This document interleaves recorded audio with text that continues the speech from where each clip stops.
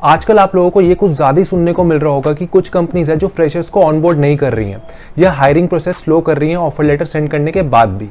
और ये काफ़ी हार्ट ब्रेकिंग हो जाता है उन लोगों के लिए जिनके पास सिर्फ एक ही कंपनी का ऑफर लेटर होता है, या उन लोगों के लिए भी जो मल्टीपल कंपनीज के ऑफर रिजेक्ट कर देते हैं किसी पर्टिकुलर कंपनी को ज्वाइन करने के लिए। Hi everyone, welcome back to my channel. आज मैं कुछ ऐसे पॉसिबल रीजंस के बारे में बात करूंगा जिसकी वजह से कंपनीज शायद फ्रेशर्स को ऑनबोर्ड नहीं कर रही हैं। तो वीडियो एंड तक जरूर देखना। अगर इन्फॉर्मेटिव लगे तो प्लीज़ लाइक कर लेना और चैनल को सब्सक्राइब कर लेना।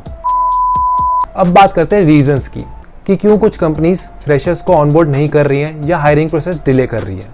तो एक रीज़न ये हो सकता है कि कुछ कंपनीज अपने आप को वर्स्ट सिचुएशन के लिए प्रिपेयर करती हैं।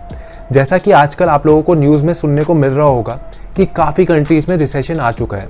तो करंटली चाहे रिसेशन का इम्पैक्ट किसी भी कंपनी पर नहीं पड़ रहा हो, पर तब भी वो अपने आप को प्रिपेयर रखती हैं ताकि अगर फ्यूचर में ऐसी कोई सिचुएशन राइज हो भी जाए तब भी उन्हें लॉस ना हो।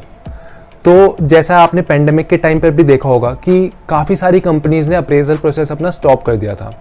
उन्हें ये लगा था कि पेंडेमिक का इम्पैक्ट उन पर आएगा और वो लॉस पे जाएंगे, पर जब उन्होंने देखा कि पेंडेमिक का इतना इम्पैक्ट नहीं पड़ रहा और वो ऑलरेडी प्रॉफिट में जा रहे हैं, तो उन्होंने अपना अप्रेजल प्रोसेस फिर से स्टार्ट कर दिया।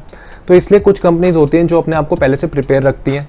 तो इसलिए अगर वो मल्टीपल रिसोर्सेज अभी हायर कर लेंगी तो बाद में अगर रिसेशन का इम्पैक्ट उन कंपनीज पर पड़ा तो वो लॉस में जा सकती हैं। तो ये एक रीज़न हो सकता है कि कंपनीज क्यों फ्रेशर्स को अभी ऑनबोर्ड नहीं कर रही हैं। सेकेंड रीज़न जो मुझे लगता है जिसकी वजह से कंपनीज ऑनबोर्ड नहीं कर रही हैं फ्रेशर्स को या हायरिंग प्रोसेस स्लो कर रही हैं, वो ये हो सकता है कि या तो उन कंपनीज के पास प्रोजेक्ट्स की शॉर्टेज है, या तो उनके पास काफ़ी सारे एम्प्लॉयज़ ऐसे हैं जो बेंच पर ऑलरेडी हैं जिन्हें वो अलाइन कर सकते हैं प्रोजेक्ट्स में।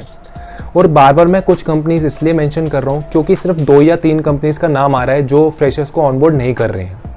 तो आप खुद सोचो, अगर वो आपको हायर कर लेंगे तो उनके पास अगर ऑलरेडी काफ़ी सारे एम्प्लॉयज़ हैं या उनके पास प्रोजेक्ट्स नहीं हैं तो और कम प्रोजेक्ट्स हैं, तो वो पहले उन एम्प्लॉयज़ को अलाइन करेंगे उन प्रोजेक्ट्स में जो ऑलरेडी बेंच पर होंगे। तो अगर वो आपको हायर कर लेंगे तो वो आपको भी बेंच पर ही डालेंगे अगर प्रोजेक्ट्स नहीं होंगे तो उसके बाद उन्हें आपको सिर्फ खाली बैठने की सैलरी देनी पड़ेगी, जिसकी वजह से वो लॉस में जाएंगे। तो इसलिए वो ऑनबोर्डिंग प्रोसेस स्लो कर रहे हैं या बैच वाइज कर रहे हैं कि पहले एक बैच को उन्होंने हायर कर लिया और फिर उनको प्रोजेक्ट्स में लाइन किया, फिर दूसरे बैच को हायर करा, फिर उन्हें प्रोजेक्ट्स में लाइन किया। तो इसलिए काफ़ी डिले हो रहा है पूरे प्रोसेस में। लोगों को काफ़ी मंथ हो गए जिनको ऑफर लेटर रिसीव हुआ है, तब भी वो उनको ज्वाइनिंग लेटर नहीं मिल रहा है, ज्वाइनिंग डेट नहीं बता रही है कंपनीज। तो ये रीज़न हो सकता है। तो इसलिए मैं इस टाइम आपको यही कहूँगा कि आप किसी एक पर्टिकुलर कंपनी पर डिपेंडेंट ना रहो।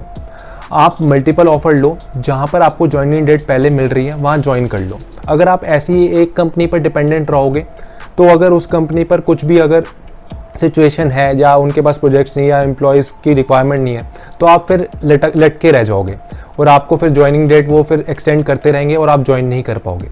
इसलिए एक कंपनी पर डिपेंडेंट ना रहो और मल्टीपल ऑफर लेटर्स लो ताकि आप ज्वाइन कर सको कंपनीज। तो ये थी आज की वीडियो। अगर इन्फॉर्मेटिव लगी हो तो प्लीज़ लाइक कर लेना और चैनल को सब्सक्राइब कर लेना। Thank you.